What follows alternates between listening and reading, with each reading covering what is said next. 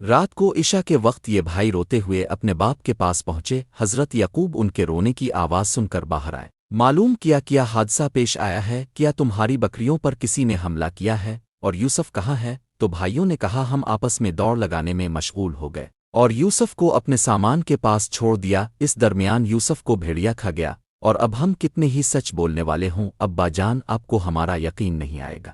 قافلے کا گزرنا اور یوسف علیہ السلام کو کنواں سے نکالنا۔ اتفاق سے ایک قافلہ اس سرزمین پر آ نکلا۔ یہ قافلہ شام سے مصر جا رہا تھا اور راستہ بھٹک کر اس غیر آباد میدان میں پہنچ گیا۔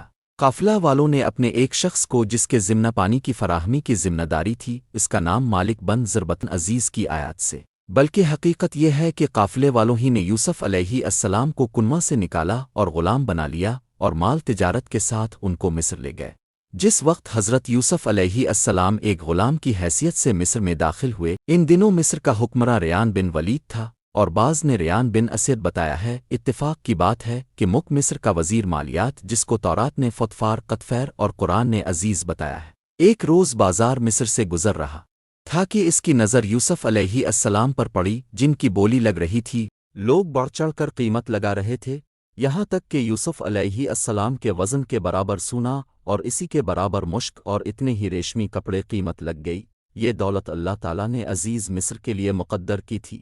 اس نے بڑی بھاری قیمت دے کر یوسف علیہ السلام کو خرید لیا۔ عزیز مصر کی بیوی اور یوسف علیہ السلام۔ حضرت یوسف علیہ السلام کا جوانی کا عالم تھا۔ عزیز مصر کی بیوی دل پر قابو نہ رکھ سکی، دامن صبر ہاتھ سے چھوٹ گیا۔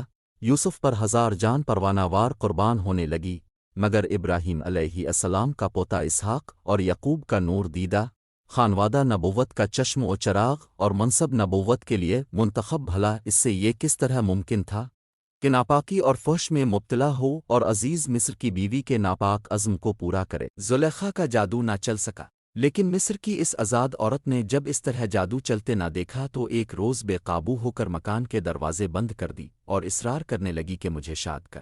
حضرت یوسف علیہ السلام کے لیے یہ وقت سخت آزمائش کا تھا۔ شاہی خاندان کی نوجوان عورت، ادھر یوسف علیہ السلام خود نوجوان، دروازے بند، کسی کا نہ خوف اور نہ ڈر، مالکہ خود ذمہ دار، حالات ہر طرح سازگار، مگر کیا حالات کی سازگاری سے یوسف نے ایک لمحہ کے لیے بھی عزیز مصر کی بیوی کی حوصلہ افزائی کی؟ کیا اس کے دل نے قرار چھوڑ کر بے قراری کی؟ کیا نفس نے ثبات قلب کو ایک لمحہ کے لیے بھی متزلزل کیا؟ نہیں، ہرگز نہیں، بلکہ اس کے برعکس اس پیکر عصمت امین نبوت مابت وحی الہی نے دو ایسے معقول و محکم دلائل سے اس مصری حسینہ کو سمجھانے کی کوشش کی جو ایک ایسی ہستی ہی سے ممکن تھے جس کی تربیت براہ راست آغوش الہی میں ہوئی ہو۔ فرمایا یہ ناممکن ہے، پناہ بخدا میں اور اس کی نافرمانی کروں جس کا اسم جلالت اللہ ہے اور وہ تمام کائنات کا مالک و مولا ہے، اور کیا میں اپنے اس مربی عزیز مصر کی امانت میں خیانت کروں جس نے غلام سمجھنے کی بجائے مجھے یہ عزت و حرمت بخشی؟ اگر میں ایسا کروں تو ظالم ٹھہروں گا، اور ظالموں کے لیے انجام و مال کے اعتبار سے کبھی فلاح نہیں ہے۔ مگر عزیز مصر کی بیوی پر اس نصیحت کا مطلق اثر نہ ہوا، اور اس نے اپنے ارادہ کو عملی شکل دینے پر اصرار کیا۔